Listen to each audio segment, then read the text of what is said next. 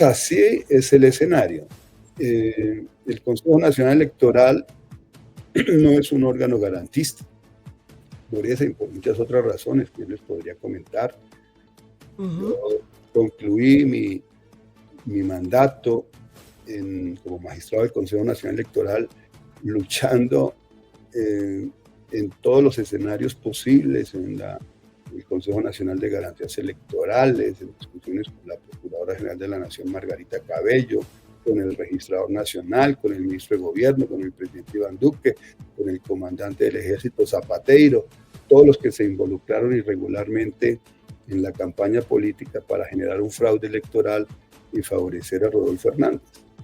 Yo tuve que llamar a Gustavo Petro y a Francia Márquez 8 días antes de la elección de la segunda vuelta para decirles que el registrador Alexander Vega con Iván Duque y Rodolfo Hernández ya se estaban repartiendo los cargos de los distintos ministerios y estaban celebrando anticipadamente la victoria de Rodolfo Hernández.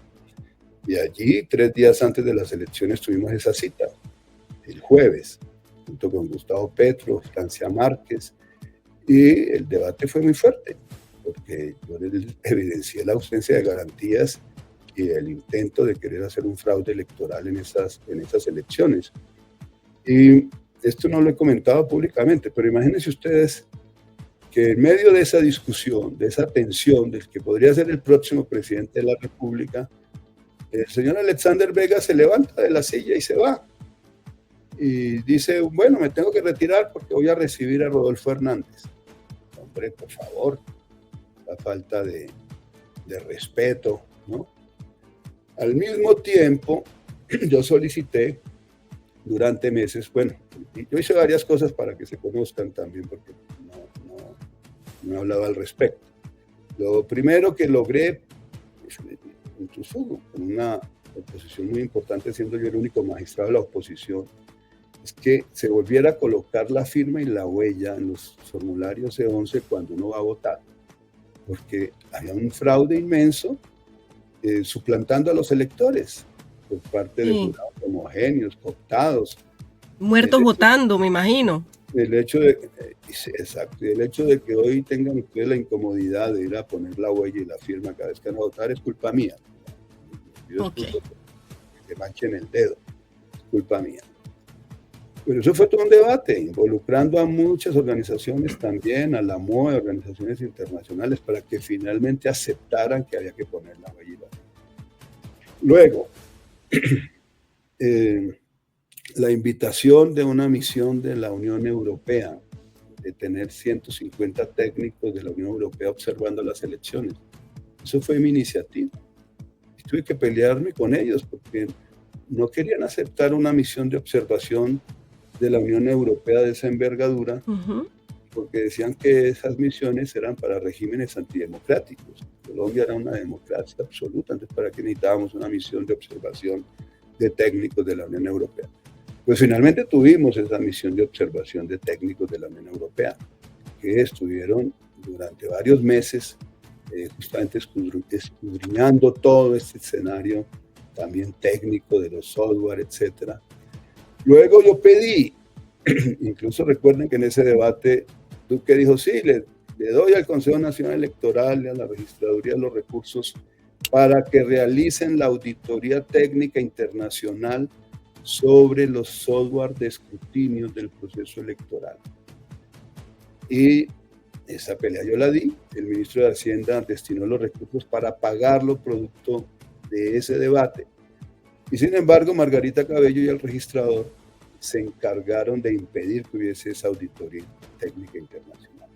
Entonces Margarita Cabello hizo un requerimiento tras otro requerimiento de 50 páginas y más, y el procurador a su vez pues tuvo la complicidad para que no hubiese auditoría, y no hubo auditoría, ¿sí?, de los software. Luego, perdonen lo largo de esta historia, pero de esto no he hablado nunca y es importante que... Adelante, estamos en primicia. Luego, un fiscal delegado ante el Tribunal Superior de Cali, que en ese momento era el presidente de Azonal Judicial, tenía en su despacho 2 investigaciones precedentes a esa elección por hechos de corrupción electoral. Y él, para prevenir que se produjese un nuevo fraude electoral, se comunica conmigo y me dice: magistrado, ¿qué puedo yo hacer para que efectivamente se posibilite un control sobre los software de escrutinios?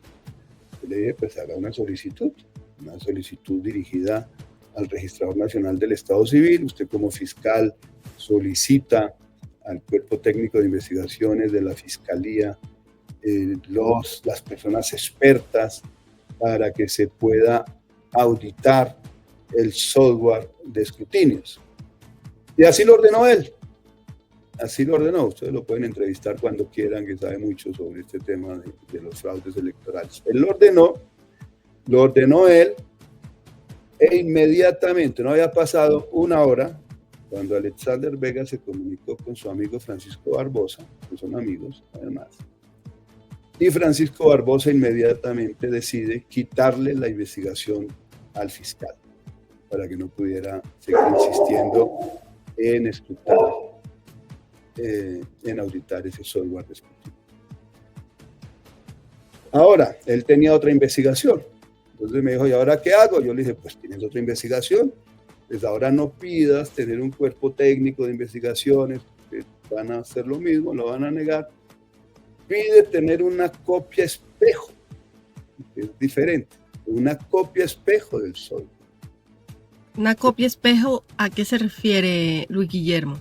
Sí, ya no, pues tampoco había tiempo de ir a auscultar técnicamente en lo más profundo todos los algoritmos con los que se construye un software de escrutinios, pero sí tener una copia de ese software, el que se iba a usar el día de las elecciones. Ok. Que él pudiera tener una copia para después poder ir a investigar ya con más tiempo si habían irregularidades en los algoritmos con los que se había construido ese software. No pasó ni una hora desde que él se lo solicitara al Registrador Nacional, cuando de nuevo Francisco Barbosa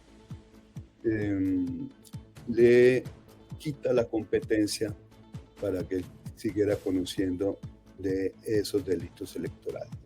Entonces ustedes ven cómo se fraguaba, ¿no?, el fraude. El presidente de la República, Margarita Cabello como Procuradora General de la Nación, Alexander Vega como Registrador Nacional del Estado Civil.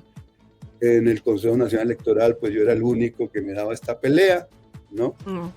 Y por fortuna, en ese momento, el presidente del CNE había decidido no dar declaraciones a los medios de comunicación. Entonces yo asumí la vocería del CNE y tuve que estar hablando frente a las delegaciones internacionales de la Unión Europea, de la OEA, del Centro Carter, de la MOE, para explicar todas esas irregularidades. Y yo diría, bueno, a mí se me eligió como magistrado del Consejo Nacional Electoral en el periodo 2018-2022 con el mandato de impedir un fraude electoral en las elecciones de 2022. Lo intentaron, recuerden lo que pasó con más de 1 millón de votos que desaparecieron para las elecciones al Congreso del Pacto Histórico. Le quitaba 4 senadores y varios representantes a la Cámara.